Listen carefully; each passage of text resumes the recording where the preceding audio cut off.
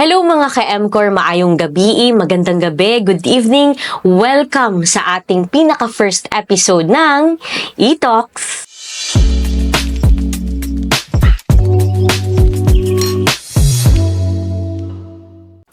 Isa pong karangalan dahil kasama po natin ngayon ang President and COO ng EMCOR Incorporated, the one and only Mr. Nelson M. Aparejo. Sir, magandang gabi po. Good evening. Kamusta po kayo tonight? Just feel relaxed. I hope that I could be able to give justice to this activity. And I'm looking forward communicating to our audience tonight. Bago po ang lahat, sir, maraming salamat, sir, dahil binigyan niyo po kami ng time na makausap sa kabila po ng busy niyo na schedule. So, sir, napansin ko po, sobrang aga niyo pong magising. Halimbawa po, nagsisend po kayo ng mga birthday messages. So, iniisa-isa niyo talaga yun, sir? It's always be a natural thing. Probably if you're going to experience it once you are getting older, the shorter time you're going to sleep. No, it is always my hobby. It's always my routine that early in the morning I'll be greetings. Our fellow employees will be celebrating their birthdays, and I find some fulfillment. If not, it feels me good to greet somebody with his birthday early in the morning. Yeah, that's nice to hear, sir. And ano po ba talaga yung first thing na ginagawa niyo sa umaga when you wake up? Of course, being a believer of our God, every time I wake up in the morning, the first things I always do is always pray, give thanks and to the Lord for giving me another lease of life, and always seek His guidance. Especially that working days, what will happen during the day, that we always God ask the intercession of the Lord to give me good health, or if not, sound mind to decide on things that need to be decided. Then after that, that's the time, after praying, I start already scanning my cell phone to greet the birthday celebrators during the day. Birthday celebrants natin. Very appreciated namin yun, sir, kasi yung feeling na mismo ang president ang nag-greet sa amin early in the morning, yun kaagad nung nababasa namin, sir, eh. It is a two-way process. I always feel good. It always feel me good. And at the same time, it really an honor for me to greet the birthday celebrators during the day. Yes. And, sometimes I always joke that at least I able to greet first that the person or the employee celebrating his birthday. To some extent, I even heard that I was the first who will greet them during the birthday. And it really feels good. It's just that I just wanted to convey a message that everyone in the organization is always that important. Yes. We will always be with him through thick and thin, and even during his birthday. That he is not been forgotten, and we always be thankful of his presence in the organization. Thank you very much, sir. We appreciate that very much. Yeah. And, sir, tanong ko lang, kamusta ang buhay sa EMCOR? Well,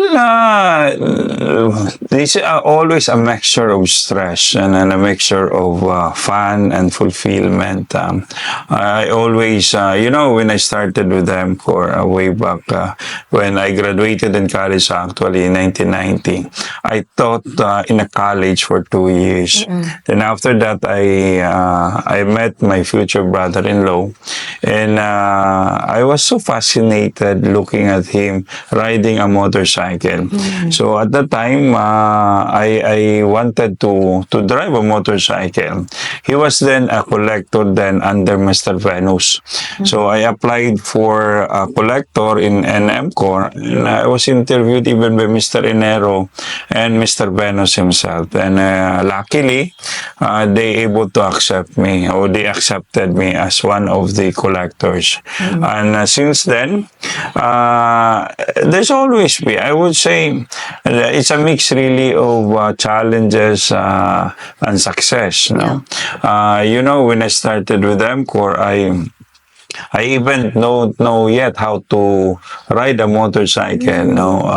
Here in EMCOR also, my first accident with motorcycle. But Really? again, it did not deter me, or if not, it not prevent me to pursue my career in EMCOR. Because when you enter in EMCOR, right there and then during the acceptance, you will be able to feel that you are always welcome. Yeah. And your presence in the organization is always been valued, and you're given a lot of support from your superiors. We're proud of you, sir. Oh, sure, thank you. And what's a goal you're currently working in for EMCOR, and what motivates you to pursue it?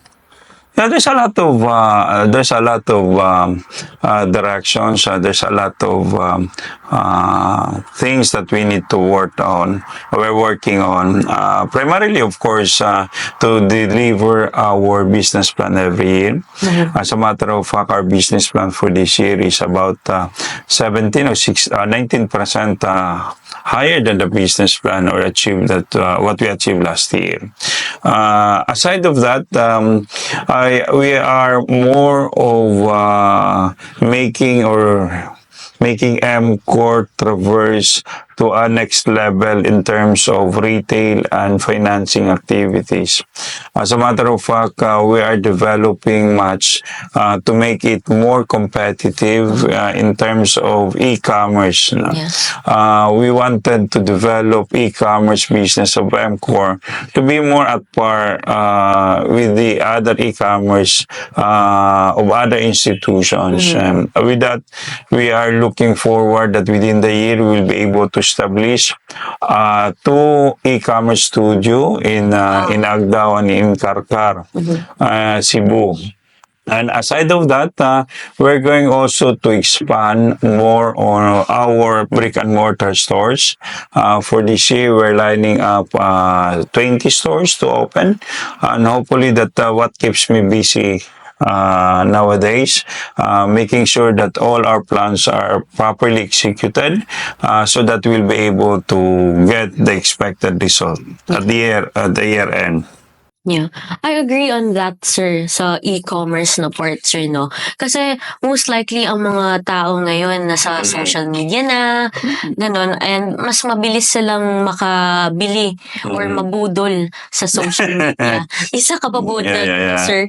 Nabubudol ka din ba sa Unfortunately, it's not, because I always buy online on some reputable vendors, not just easily just taking advantage of what is just cropping up in the internet. But I would like really to make it sure that once I buy online, I would always buy on a reputable vendor. This is also the message that we are trying to convey to our followers online. Yes. That if they're going to buy online, they must have to choose EMCOR, and EMCOR's product offerings. Yeah. And we can say that what we are selling are high quality products. Yeah, of course. That's the one that we would like also to convey. That's just always our message to our customers online. That if they're going to buy their products in EMCOR, even availing our services, they will be assured of the quality, and they will be also assured of the after sales service. So that's the one that we would like really to make it known to the public, that EMCOR is not just assisting the customer on time of sale, but basically taking care of their products and their needs after the sale. That's nice to hear, sir.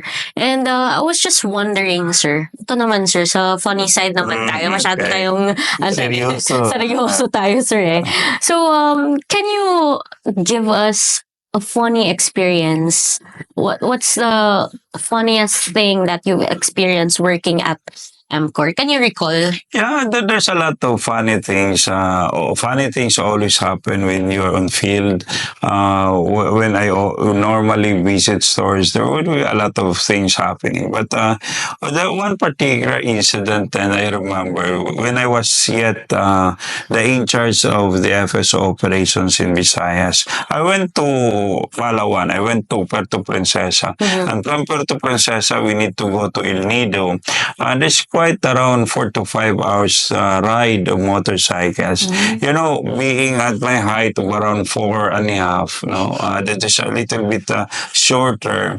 And I was accompanied by a credit officer who is also like me, also short, but at that time, the very popular ride then of motorcycle is the KMX.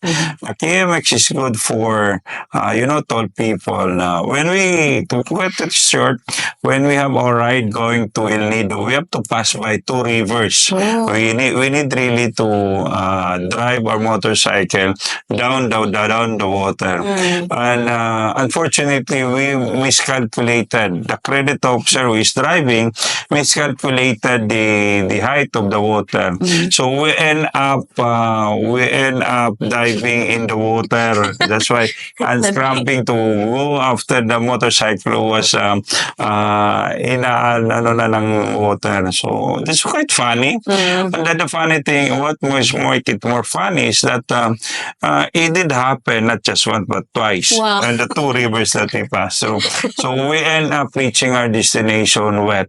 So that's basically an So opportunity. na-trench talaga kayo sa water, sir? Yeah, actually, it's just short of taking a bath. Wala kayong sir, extra clothes? No, at that time, because that's the I had a backpack, but the backpack also was submerged in the water, so everything is wet, including our receipts and all of those.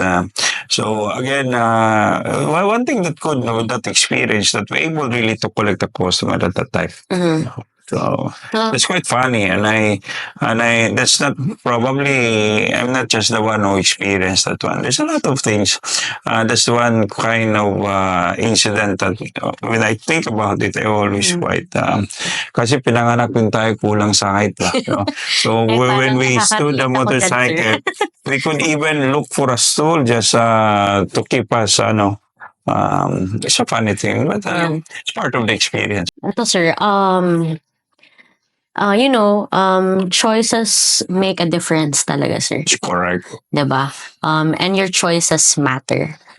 So, I would just like to ask you, kompletuhin na lang natin yung sentence. I choose EMCOR because... I choose EMCOR because this is the company organization that that provided my basic needs and with my families. And aside of that, it also helped me to live comfortably in life. And as you know, when you work in an organization where you find value of your capabilities or you find value of what you share to an organization and find meaning in it, that's the best choice that you can have. Yeah. And we're so glad that you chose EMCOR. Yeah. You choose EMCOR, sir, every day. Probably if EMCOR could speak, probably I don't know what would be EMCOR would be telling me also. Are they happy or not? But as long as I am concerned, I'm happy really working with EMCOR. And for the rest of my life, I might not find any organization that afforded me or accorded me the kind of support, the kind of remunerations, and initially the total support for my existence and my family's needs. No one is greater than EMCOR. Ito, sir, ano ang pinakamalapit na EMCOR branch sa puso mo? What's the closest EMCOR branch? To me, I was hired in head office. I was my first job really is an FSO coordinator. You know, at the time when I started with EMCOR, for the past 34 years already, and my first job is really to get the collections of around 18 branches at the time, or 18 stores. So my job in the FSO is just to get how much is the collection per store per day. So I need to put that and write that in a green board using chalk. If you remember the Yeah. chalk, I'm still using that one to call through radios. And this experience of mine basically give me an outlook or give me a perspective that in no particular one store is more to my heart than others.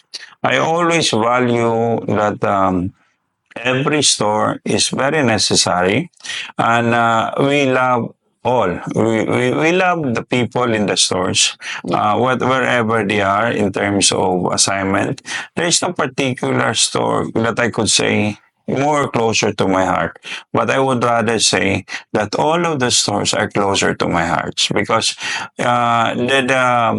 you know, just like in the saying that the total organization strength is based on every, just like a chain. Yes. Every chain strength has the impact of the total strength of the total chain. Mm-hmm. So if one store is not performing, that would also affect the total company. So in loving them, we need not to be selective. Yeah. We need to be more encompassing, or if not, we love them all. Especially so if their stores is not performing. Because loving more them when they are not performing, all the more that you need to be around with them. Yes. To help them how they will be able to overcome the challenges. And sir, eto, different naman na part. How do you manage family time? Mm-hmm. It's quite a tough question. At the Family same time and time, work time. a tough one to balance. Now, managing family and work time is always a challenge for me, especially being a president of a very dynamic organization and a dynamic management team. I always see to it that every Sunday I'll be able to spend time with my family, especially with my two young grandkids. Now, you know, this is always a good thing that I able to experience playing with my grandkids. It would give me some respite out of the hectic schedules that I have every day. Speaking of investment, Mm-hmm. so what is the best investment you had while working at EMCOR? Well, I able to invest some properties and other small investment in the food service industry, but I value most my investment on my children's education. I feel successful seeing my children succeed in their individual endeavors. My eldest son is having a small resto and catering services, and while my second son is in his medical studies. So, if God permits, he will be able to graduate as a doctor. That would be a good, I would say, the best investment I have so far in my life. Yes. And you're very much proud Of of your course. children, sir. Because being a father is really, it's a tough job. Yeah, true. And what piece of advice would you like to give your 20-year-old self? If I am a 20-year-old, I should have to court a lot of women. That's joking. If I am 20 years old today, I'll probably do the same. Keep focus on giving your best in everything you do. And in your way up, don't forget to recognize the experience and the people that help you become who you are today. And last two questions, sir. Ito, gusto ko kasi yung pinaka, sir, walang script. So, what's the best part of leading EMCOR Incorporated? Yeah, to be frank, aside of the remunerations, basically the experience, this is the best that I able to experience leading EMCOR and CTFSI, is that management team. It's just so lucky I am that I have also the kind of management team that is very supportive, interactive, Yes. and it's not just say yes, yes, and yes, but we always, you could just imagine when we have exco meeting in the boardroom, the environment is not as silent as it should be, but this is more dynamic. Everyone really giving a share of thoughts on how we will be able to move forward, and if not resolve some issues. It is just good thing really that in my time leading EMCOR is that I have that dynamic team and more forward-looking guys that help me also manage this company. Yeah, that's so nice, sir. And if you could leave one legacy at EMCOR, what would it be? So you're talking about retirement, no? No, just a legacy. If I'm going to have a chance, Yeah. and I would really leave a legacy in EMCOR and CTFSI. That EMCOR and CTFSI is far much better, or better than when I started it. Now, there is no such thing that could make me happy to leave the company on my retirement, knowing that the company is on better position financially and in terms of operations than when the time I started it. No? Yeah. Maiwan ko lang itong EMCO sa CTFS na in a good hands, in a better position. That would seems to be a simple legacy of mine. Yeah, I agree. And I can vividly remember, sir, the chairman also said at our business conference, you are one of the best presidents of EMCOR. Good You are night, the Joe. best president of EMCOR. Thank you. I even told the chairman that thank you for recognizing me on that business conference. If sana, I know I have able to benefit. There's a lot of benefits to being a president. And I really thank the chairman for seeing that way, that he able to regard me as one of his best presidents ever. Wow. This is already more of a legacy probably in me. And probably that could also be one thing that I could tell my grandkids, that your daddy who wants to be the best president of EMCO probably. Wow. Grabe. Yeah. Super nice, sir. Sir, I don't like to take much of your time. Maraming salamat Yeah. po. It's a great privilege to talk to you tonight. Thank you, Sandra. Thank you to all our viewers. I hope you will be able to get something out of our discussions tonight, and hopefully you're going to continue patronizing EMCOR and CTFSI. We're going to take care to our customers.